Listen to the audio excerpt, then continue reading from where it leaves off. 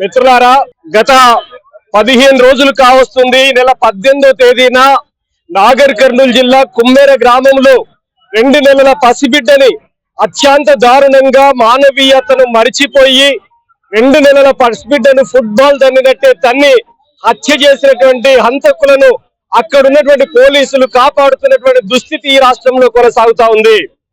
అక్కడ ఉన్నటువంటి డిఎస్పీ శ్రీనివాస్ గాని, సిఐ అశోక్ రెడ్డి, ఎస్ఐ గోవర్ధన్ ముగ్గురు అక్కడ ఉన్నటువంటి అగ్రకుల పెత్తందారులని కాపాడేటువంటి పనిలో ఉన్నారు. మేము కోరుతున్నది ఒకటే, 8 మంది ఈ హత్యలో పాల్గొంటే కేవలం 3 మాత్రమే అరెస్ట్ చేసి రిమాండ్ చేశారు. కానీ కీలకమైనటువంటి నిందితులు ఆ గ్రామ సర్పంచ్ తుకారాం రెడ్డిని అరెస్ట్ చేయకుండా కాపాడుతున్నారు. అందుకనే ఒక ఎస్సీగా ఆమె ఎస్సీనా కాదా, బీసీనా అనేటువంటి కులాల పేరు చర్చ చేసి హత్య చేసినటువంటి అసలు విషయాన్ని పక్కదో పట్టిస్తున్నారు. ఒకవేళ ఎస్సీ కాకపోతే హత్య చేసిన సంగతినైనా మర్చిపోతారా? అందుకనే 103 సెక్షన్ ప్రకారంగా హత్యా నేరం కింద ఈ 8 మంది హంతకులను అరెస్ట్ చేయాలని చెప్పేసి డిమాండ్ చేస్తా ఉన్నాం.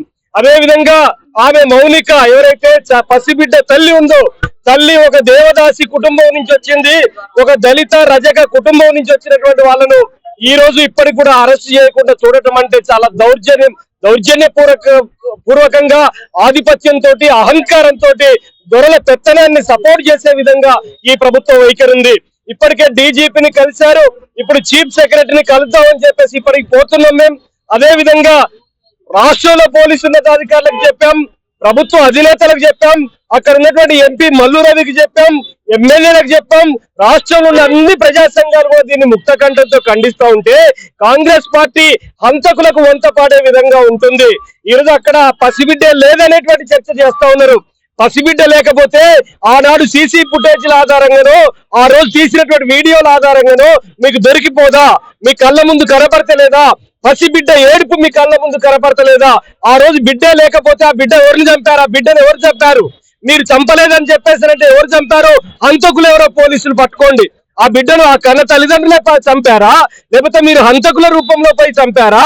ఒక గుడిలోకి ప్రవేశం ఉండదా? 78 ఏళ్ల స్వాతంత్రం తర్వాత, 75 ఏళ్ల రాజ్యాంగం తర్వాత గుడిలోకి పోయేటువంటి హక్కు ఉండదా?